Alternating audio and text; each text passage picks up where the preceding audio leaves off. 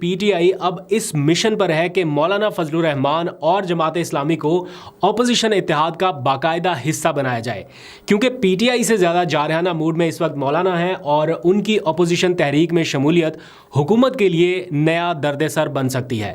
مولانا فضل الرحمان، محمود اچکزئی، جماعت اسلامی، اختر مینگل، یہ تمام وہ لوگ ہیں جو ایک اسٹرانگ نیریٹو کے ساتھ آگے بڑھ رہے ہیں اور ان کی باتوں سے یہ لگ رہا ہے کہ وہ حکومت کو اتنی آسانی سے چلنے نہیں دیں گے۔ اور پھر مولانا تو واضح کر چکے ہیں گزشتہ رات کی بھی اپنی تقریر میں کہ جعلی اسمبلیاں وہ قبول نہیں کرنے والے۔ اب معاملات ایوان میں نہیں میدان میں جائیں گے، اور اسی کے لیے انہوں نے عوامی اسمبلی بھی لگائی اور اپنا جو ملین مارچ ہے وہ بھی انہوں نے کیا، اور ان کا مطالبہ بڑا سمپل ہے۔ وہ یہ کہہ رہے ہیں کہ چونکہ چاروں صوبائی اسمبلیاں جعلی مینڈیٹ پر قائم ہیں، اس لیے وہ انہیں تسلیم نہیں کرتے، لہٰذا مسلم لیگ نون اپوزیشن میں بیٹھے اور اقتدار اصل جماعت یعنی پاکستان تحریک انصاف کے حوالے کرے۔ دوسری طرف حکومت نے کسی بھی قسم کے احتجاج یا مظاہروں کے لیے ایسا لگ رہا ہے کہ زیرو ٹالرنس پالیسی اپنا رکھی ہے، مطلب کہیں پہ بھی کوئی احتجاج ہو رہا ہو جو موجودہ حکومتی اتحاد کی ڈومین میں آ رہا ہے، اس کو وہ روکنے کی ہر ممکن کوشش کرتے ہیں کہ احتجاج انیشیٹ ہی نہ ہو سکے۔ کوئی پرامن ہے کوئی نہیں ہے، اس بات کے قطع نظر وہ احتجاج کرنے ہی نہیں دے رہے۔ حالانکہ آئین میں اجازت ہے، اس کے باوجود پرامن احتجاج کرنا ان دنوں مشکل بنا دیا گیا ہے۔ اور آج بھی ہم نے دیکھا ایک طرف اسلامی جمعیت کے جو طلباء تھے وہ غزہ مارچ کے لیے نکلے تھے پرامن احتجاج کرنے، لیکن وہ پرامن نہیں رہ سکا۔ دوسری طرف پی ٹی آئی کا کوئی احتجاج تھا، والنٹیئرز نے ارینج کیا تھا، آفیشیل کال نہیں تھی فیصل مسجد کے باہر، وہاں پر بھی کوئی کریک ڈاؤن ہوا، گزشتہ رات بھی ہوا، گزشتہ شام بھی ہوا۔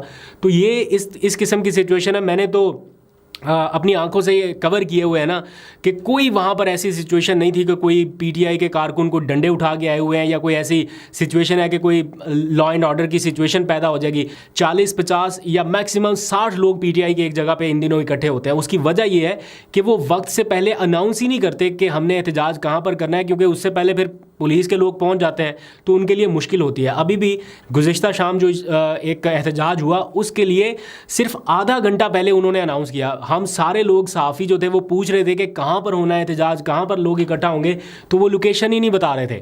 پھر آدھا گھنٹہ پہلے وہ لوکیشن بتاتے ہیں کہ جناب اس جگہ پر ہم نے احتجاج کرنا ہے، اور وہاں پر بھی پی ٹی آئی کے 50-60-70 کارکنان پہنچتے ہیں، اور ان سے زیادہ تعداد میں نفری پہنچ جاتی ہے پولیس کی۔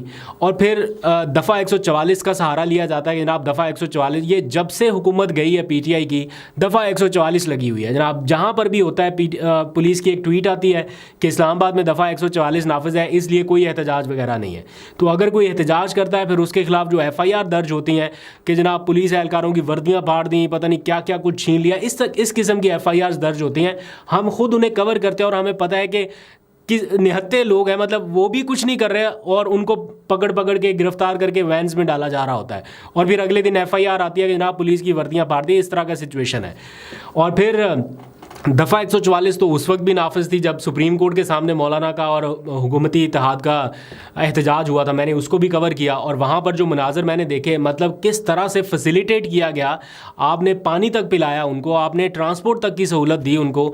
اس وقت دفعہ 144 کا نفاذ نہیں تھا کیا؟ اگر تھا تو اس وقت کے احتجاج کرنے والوں کے اوپر کوئی کارروائی، کوئی کریک ڈاؤن، کوئی مقدمہ، کوئی ایف آئی آر، کوئی چیز نہیں تھی۔ لیکن اب اگر کوئی بھی باہر نکلتا ہے تو اس کے خلاف ایف آئی آرز اور پتہ نہیں کیا کیا کچھ ہو جاتا ہے۔